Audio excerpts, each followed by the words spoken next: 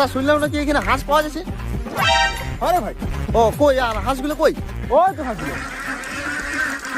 ও এইগুলা? হ্যাঁ, ও আর হাঁসগুলার কেমন কি দাম রাখিছো? এই কাটুলগুলো 400 টাকা, ছাড়াগুলো 500 টাকা দিবি। ধর কেলা দমা দাম রাখছি। দমা দামের কিছু না রে ভাই, ট্রেনিং দিয়ে আছে 1 মাস ধরে, দেখবি ডাকলে চলে আসবে।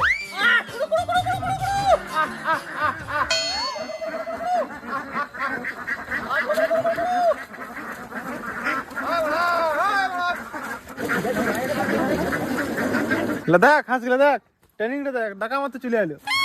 সেসব তো ঠিকই আছে, কিন্তু এই সারা ধাড়িগুলোর একটু দামটা দমেই বলছো নাই?